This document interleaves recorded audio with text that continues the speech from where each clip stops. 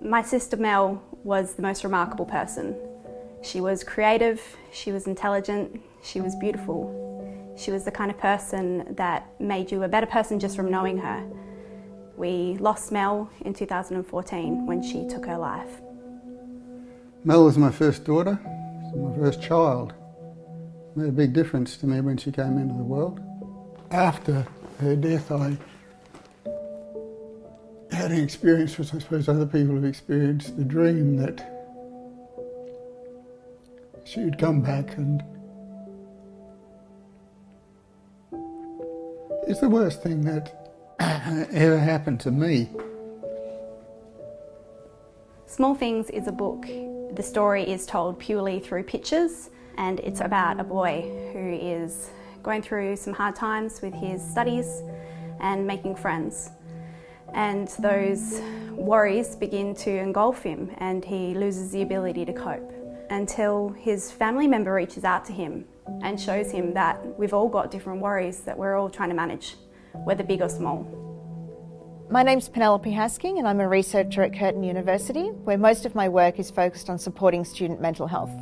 University can be a really great time for people. There's a lot of new experiences, new friends to be made, but it can also be very stressful for some students. We know that 1 in 3 university students actually meet criteria for a mental illness. Most commonly, anxiety, depression, panic disorder is also quite common. For the past 5 years, my team and I have been conducting a survey here at Curtin University, inviting students to complete an online questionnaire about their mental health and their support networks and their help seeking. Last year, we developed an algorithm that can not only tell us who has tried to take their life in the past, but will actually predict who is going to be at increased suicide risk over the coming 12 months. We also give these students a phone call, check in with how they're doing, and we can work with them to develop a safety plan.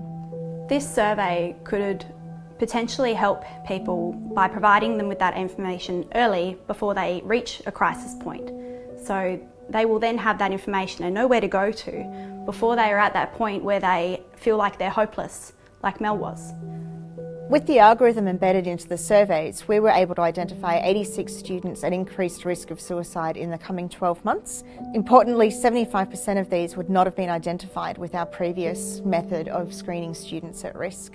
What this demonstrates to us is that we can use a relatively simple survey to identify students who may be struggling with their mental health, that we can reach out to them proactively, that we can link them in with services, with GPs, with psychologists, and that this will have a significant impact on their mental health in the future. To make sure we can continue this work and to reach out to as many students as possible, we need your support.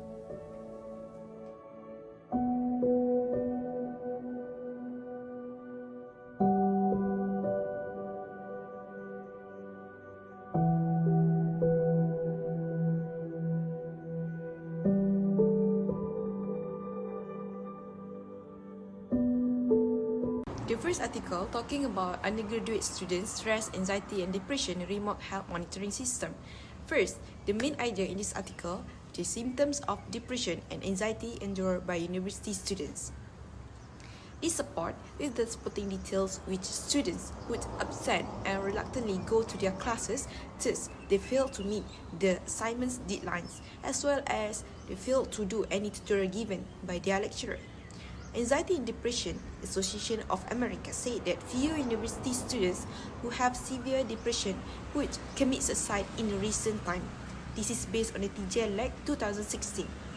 Next, anxiety can be said to be one of the reactions called as natural human body's behavior towards stress and may have unwanted thoughts such as tension over worries and may feel a change in physical aspect which is an increase of blood pressure. This is also based on the TJLAC 2016. Then, anxiety symptoms can be seen when someone starts to feel anxious and worn out for no reasons. Transition phase from teenagers to adolescents may suffer from anxiety because of unfamiliar environments that they must fit in. In the research conducted, working mothers who have higher education will be more sensitive towards their children, even though the children feel lonely and have low intelligence. This is based on the Ray Carr 2017. Second main idea in this article concerning about factors that lead to mental health problems among university students. This main idea supported when the degree of anxiety within the university students collected through patients' data for further investigation has been boosted due to the academic stress. Relationships monitoring based on the J. Brown 2016.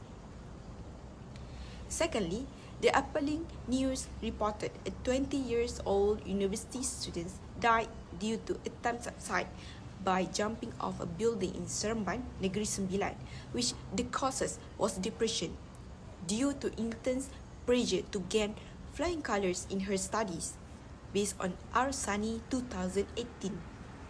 Thirdly, this main idea is also supported when students fail to modify themselves with the current changes of environment in university, also followed by loneliness and academic pressure due to culture shock and unfamiliar environment. Research conducted shows that 506 students from 4 different universities in Klang Valley from the age of 18 to 24 years old prove that the frequency of the students who suffered from depression, anxiety, and also stress are very high. This is also based on the Arsani 2018. Second articles are talking about risk factors associated with stress, anxiety, depression among university undergraduate studies. It is about different studies conducted in the developed and developing countries shows university students among the highest to have stress, anxiety, and depression, or we call it SAD, compared to the general population. The reason why is because first, untreated poor mental health can cause distress among students and hence negatively influence their quality of life and academic performance, including but not limited to lower academic integrity, alcohol, and substance abuse, as well as a reduced empathic behavior, relationship instability, lack of confidence, and suicidal thoughts. The second supporting details for this article is self-esteem, self-confidence, personality types, and loneliness can be associated with SAD among university students. Students who have a lower level of self-esteem are more susceptible to develop anxiety and depression. Apart from that, moving away from family and beginning an independent life can pose challenges for fresher students, such as loneliness, until they adjust to university life and expand their social networks. Moreover, university causes anxiety and mental health. Why? Because there's a study shows that medical, nursing, and health-related students have a higher prevalence of depression and anxiety compared to their non-medical peers. Medical and nursing students who have both theoretical duties and patient-related work usually have the highest level of workload among university students, consequently deal with more anxiety and depression. The second main idea for the second article is student loss of social networks are associated with stress, anxiety, and depression, probably in university life, especially with a lower socioeconomic status.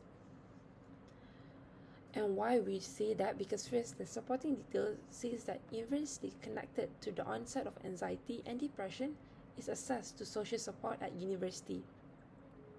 It is important to note that social support offered by university varies, which may explain why various levels of anxiety and depression are seen among students at different institutions.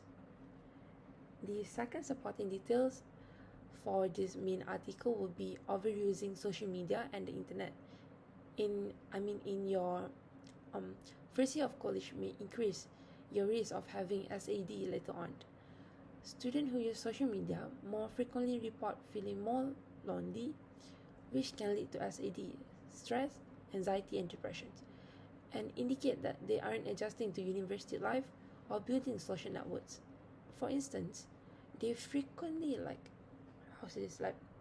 have a lower level of self-esteem and like creating new versions of themselves. Thirdly, the third reason is because the third measure that lead to anxiety and depression among students will be having a bad relationship with family members, particularly parents, might lead to SAD in university students. Similar to this, growing up in a strict environment with limitation on behavior and activities can be a predictor of developing SAD in university years. The fourth and last reason why university student tends to get anxiety, stress, or depression is because lack of participation in social activities like sporting events and club activities may have an impact on one's mental health. First-year student mental well-being decreases throughout the course of the academic year. Yes, their social well-being and social integration did not improve as much. The prevalence of anxiety and depressions among young people is rising and reaching the highest level among students across the nation. According to a co-principal investigator of National Survey from Help Minds Network, Sarah Lipson, 2021, who is also a mental health researcher at Boston University, stated that 50% of students in fall 2020 tested positive for depression and anxiety. Lipson 2021 stated a number of reasons, including the pandemic, the impact of social media, and the changing social attitudes may be contributing to the declining the mental health of Americans in general. Lipson 2021 claimed that the crushing weight of previous financial strains is an additional stress. The more students that you have, the more stressful it is, and the more likely you are to feel anxious. In addition, university teaching staff and faculty need to provide mechanisms that accommodate student mental health needs, which is according to Lipson 2021. Faculty must be flexible with the deadline assignment and remind students that their talent is not only shown by their abilities to achieve high grades during a difficult semester. Administrators of university and college should prioritize providing students with mental health services that emphasize prevention, coping, and solutions at the highest level, stated by Lipson 2021. Students often seek help when only they are in a mental health crisis. Therefore, mental health education should be made available to all students as part of required curriculum. In Article 4 is about mental health of college students is getting worse. College students who identify as American Indian or Alaskan Native show that the greatest increases in mental health issues is like depression, anxiety, suicide thoughts, others, as well as the greatest declines in flourishing. Lipson states in this article that the prevalence of mental health issues appears to be outpacing the number of students finding and receiving support, despite the fact that overall more students are accessing mental health service and seeking help than they did in 2013. And compared to 10 years ago, some student groups are actually less likely to receive assistance. According to Morini, who found the change in treatment rates among students of color in the context of the COVID-19 pandemic to be quite surprising, APIDA and Black students experienced the greatest declines in treatment in 2020. This finding is particularly troubling in light of the pandemic's effect on this community and the concentration of traumatic racism. Another main idea is the prevalence of depression, anxiety, and other mental health problems, as well as the uneven impact they have on students of color. Considering retention rates are a concern for institutions across the nation, Lipson claims that because more students are dropping out of college before finishing their degrees in many universities, discussions regarding student retention and mental health need to be combined. Also, students of color may not be aware that their campus counseling centers include staff members with comparable cultural backgrounds and may be hesitant to use the service. So we can conclude, in order for students to recognize mental health issues earlier and want to seek additional help, universities must take more direct action in raising awareness of the issue among students.